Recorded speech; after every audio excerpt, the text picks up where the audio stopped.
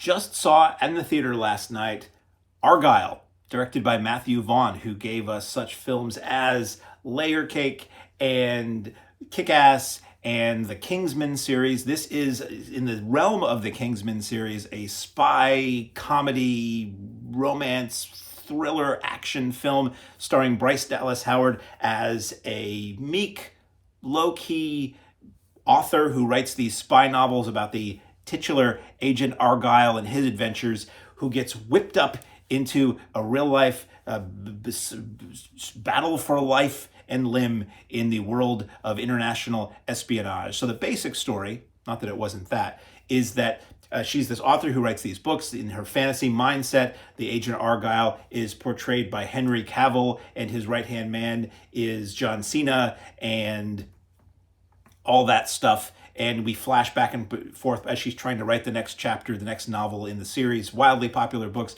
She's trying to figure out which way to go, and you're flashing back and forth to those characters in her imagination. And then she's on her way to meet, I'm not going to tell you the whole story. She's on her way to meet her mother, portrayed by Catherine O'Hara, to help try to work out the kinks in the latest draft of the next book. And she meets up with Sam Rockwell, who appears to be a fan, but turns out to be a spy, and tells her that her books are strikingly similar to actual events that have happened, and the International Bad Guy Association, or whatever they're called, the division they're called in the film, but let's just call them the International Bad Guy Association, is out to get her to write the next chapter so they can figure out how to find the MacGuffin, as it were. So a lot of action, a lot of comedy, a little romance, and okay, this is, if you go to the movies a lot like I do, certain trailers you come to loathe.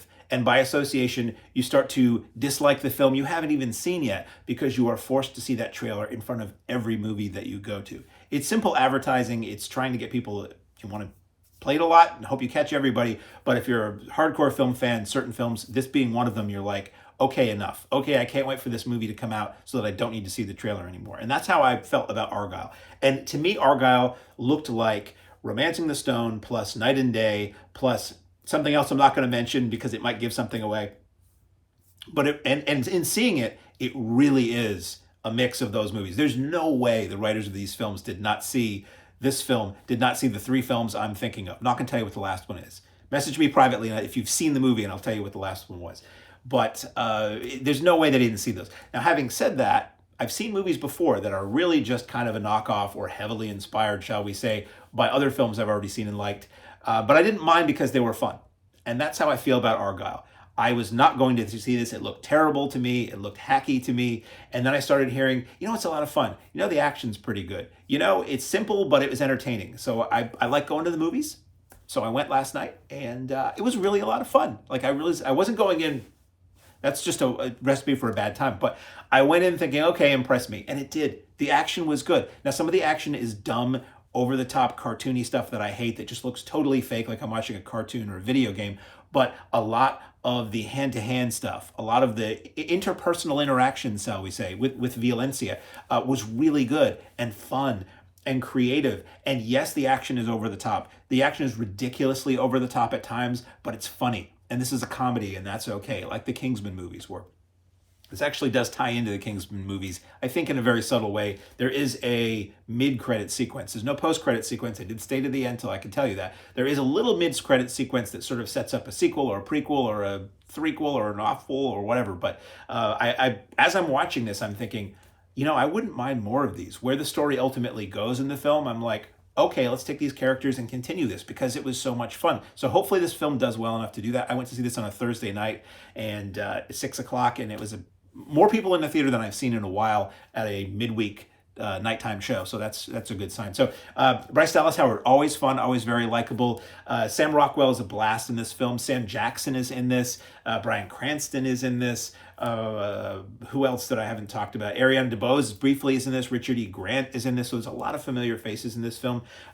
A lot of it is very silly. A lot of it is we need to get that flash drive. Every spy movie, every espionage thriller now is we need to get that flash drive. So, okay, fine. It's a flash drive. That's the way it all works now. It used to always be microfilm. It used to be the documents. It used to be the valise or whatever it is, the lector. And now it's that. So that's okay. Like I always say, If it's an action movie that I'm going to see, the action needs to be good. The action can't be the shaky, over-edited, shot too close garbage, because I'm here for the action. It's like going to, I was saying yesterday, it's like going to a really nice restaurant. It's like, wow, it's beautiful in here. How was the food? Oh, the food was terrible, but it looked really nice inside the restaurant. That's what I feel about an action movie if the action isn't good. The action is good in this, and the comedy is good in this, and the cast is very charming, and they work well together. So I had a really good time with this. I would recommend this to just about anybody who's not highly critical and who's not deeply offended, if you're a big fan of Romancing the Stone and Night and Day, because it's really those two movies, and a third film, which I will not mention. So in theaters now, and I would recommend seeing this in the theater. Some amazing visuals. There is an action sequence toward the end, which is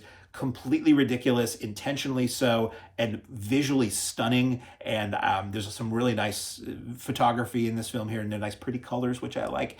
And everybody in it has a really good time. So in theaters, Argyle.